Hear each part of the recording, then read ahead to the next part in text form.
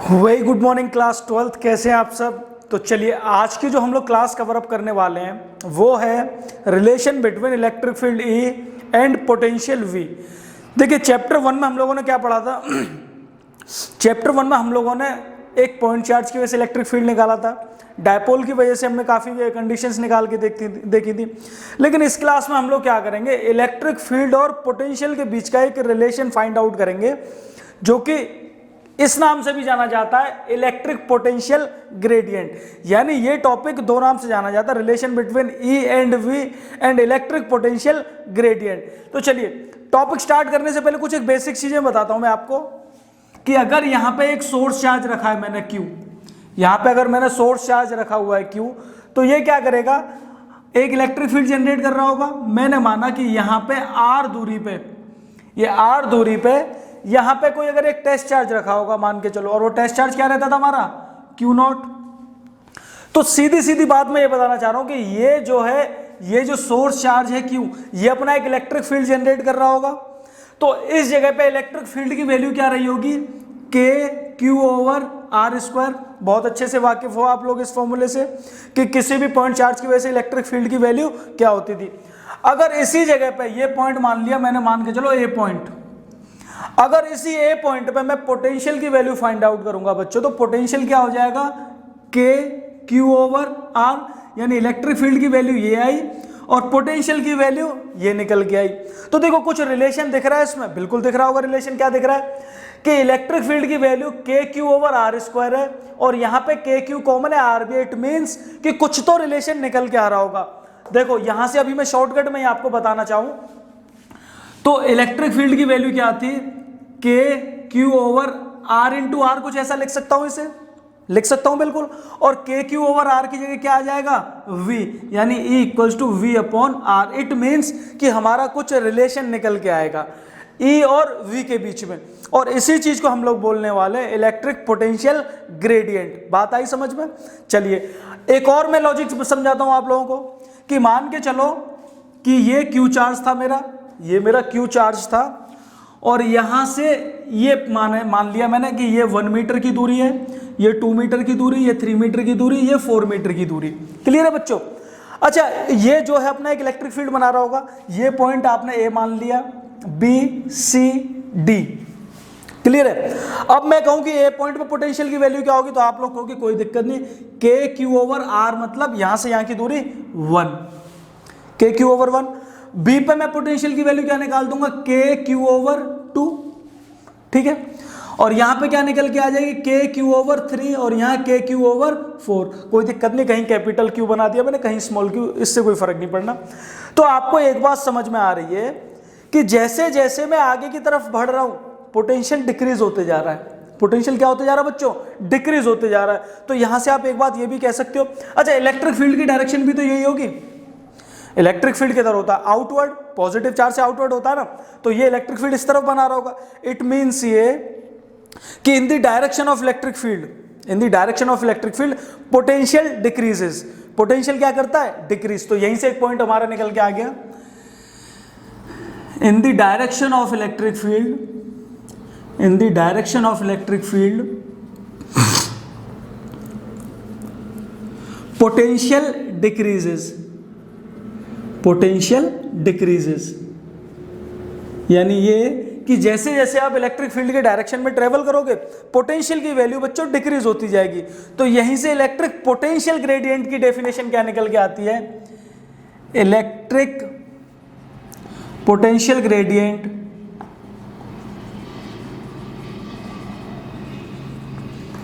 is defined as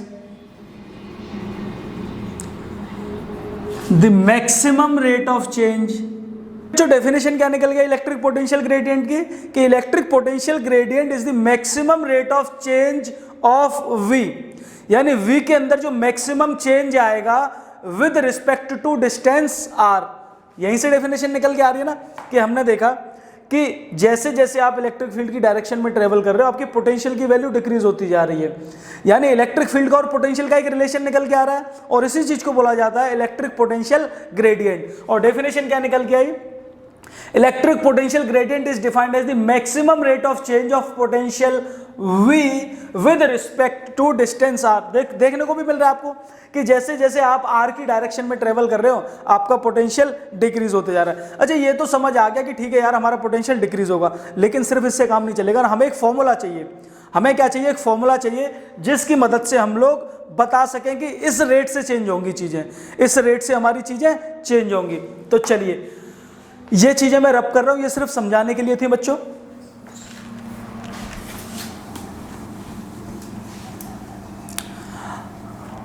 अच्छा देखिए, हम लोग क्या करेंगे, ए पॉइंट पे हमारा टेस्ट चार्ज रखा होगा क्यू नॉट। हम लोग क्या करेंगे, ए पॉइंट पे हमारा टेस्ट चार्ज रखा होगा क्यू नॉट। अब उस टेस्ट चार्ज को हम लोग बी पॉइंट पे लेके आना चाहते हैं। अब उस टेस्ट चार्ज को हम लोग कहां लेके आना चाहते हैं? बी पॉइंट पे। तो हमें एक एक्सटर्नल फोर्स लगानी पड़ेगी। हमें क्या लगानी पड़ेगी? एक एक्सटर्नल फोर्स। अच्छा, पहले तो ये देखो कि force experienced by test charge. अच्छा, टेस्ट चार्ज एक फोर्स एक्सपीरियंस कर रहा होगा, ठीक है, टेस्ट चार्ज एक फोर्स एक्सपीरियंस। सोच के देखो, ये सारी चीजें फर्स्ट चैप्टर में पढ़ के आए हो। ये पॉजिटिव चार्ज है, it means electric field lines outward generate कर रहा होगा। यहां पे भी पॉजिटिव टेस्ट चार्ज रखा हुआ है, इट मींस ये इस पे एक इलेक्ट्रोस्टैटिक फोर्स लगाएगा और उसे अपने डायरेक्शन में धक्का देगा। ये बात आप अच्छे से जानते हो कि किसी भी पॉजिटिव चार्ज पे एक इलेक्ट्रोस्टैटिक फोर्स लगती है in the direction of electric field. Force experience by test charge is force multiplied by charge, उसके बराबर होती है। और ये कौन सी फोर्स होगी? Electrostatic force, F E Q naught, sorry E होगा ये, क्यू नॉट ई, ठीक है। चलिए, ये बात समझ में आ गई। अच्छा, मैं एक बात बताओ, ये टेस्ट चार्ज जब आपने फ्रीली रख दिया, तो डायरेक्शन ऑफ इलेक्ट्रिक फील्ड के अलोंग फोर्स एक्सपीरियंस कर रहा है। लेकिन आप क्या चाहते हो? आप चाहते हो ए पॉइंट से बी पॉइंट पे लेके आना, तो इजीली तो आएगा नहीं, आपको कुछ एक्सटर्नल फोर्स लगानी पड़ेगी। क्यों? क्योंकि इस वाली फोर्स को ओवरकम करने के लिए। सोच के देखो, यहां पर एक बड़ा कमजोर सा टेस्ट चार्ज, यहां पे एक बड़ा कमजोर सा सोर्स चार्ज है। ये वाला सोर्स चार्ज कैसा कमजोर सा, तो आप इजीली इसे उठा के ले आओगे क्योंकि ये फोर्स ज्यादा नहीं लगा पा रहा होगा। लेकिन अगर ये मजबूत सोर्स चार्ज होगा तो ये आपको आने इतने इजीली आने नहीं देगा, तो आपको फोर्स ज्यादा लगानी पड़ रही होगी। इट मींस कि जितनी अच्छी खासी इलेक्ट्रिक फील्ड ये बना रहा होगा, उतनी ही अच्छी खासी आपको एक फोर्स लगानी पड़ेगी इसके अपोजिट डायरेक्शन में ट्रेवल करने के लिए। तो एक्सटर्नल फोर्स क्या हो जाएगी? एक्सटर्नल फोर्स किसके बराबर हो जाएगी? आपकी माइनस क्यू नॉट ई। कोई बात समझ आई यार? बिल्कुल, ये सोच के देखो, ये फोर्स उस फोर्स के बराबर होगी जो इलेक्ट्रोस्टैटिक फोर्स होगी। क्यों? क्योंकि अगर इलेक्ट्रोस्टैटिक फोर्स ज्यादा है तो आप भी एक्सटर्नल फोर्स ज्यादा लगाओगे, अगर इलेक्ट्रोस्टैटिक फोर्स कम है तो आप भी एक्सटर्नल फोर्स कम लगाओगे। इट मींस ये बस डायरेक्शन चेंज हो जाएगा। क्यों? क्योंकि इलेक्ट्रोस्टैटिक फोर्स इस डायरेक्शन में लग रही है और आप एक्सटर्नल फोर्स इस डायरेक्शन में लगा रहे हो। बात आई समझ में?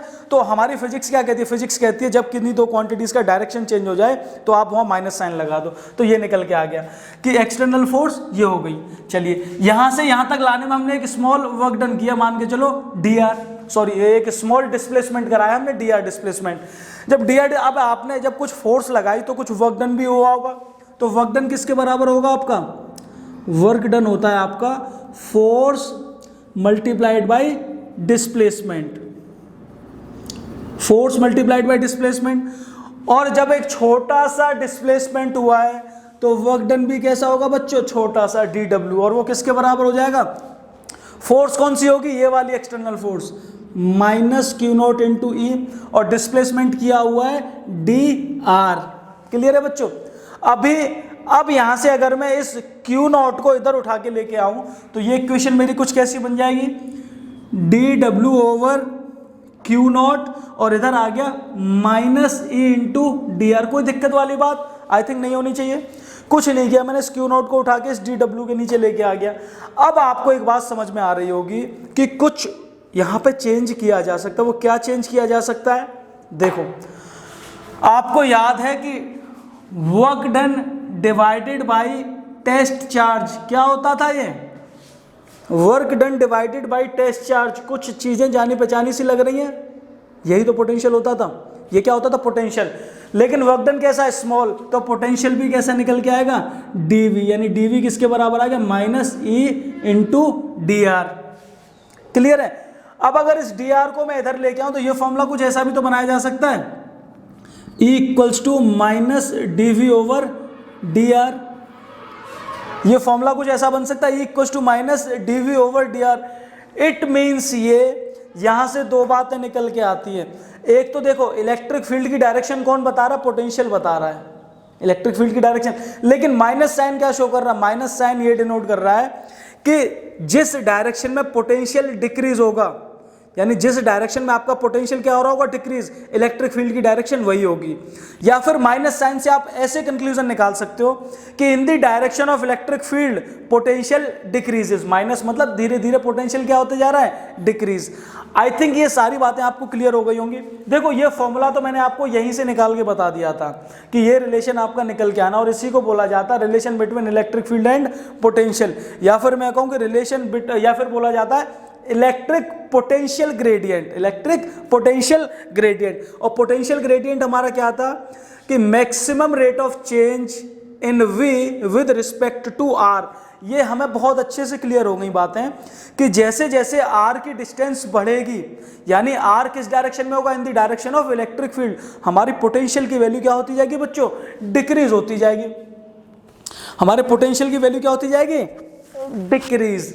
तो आई थिंक अच्छा यहां से एक बात और निकल के आती है कि इलेक्ट्रिक को कभी एक नंबर में ऑब्जेक्टिव बन सकता है कि इलेक्ट्रिक पोटेंशियल ग्रेडियंट कैसी क्वांटिटी है।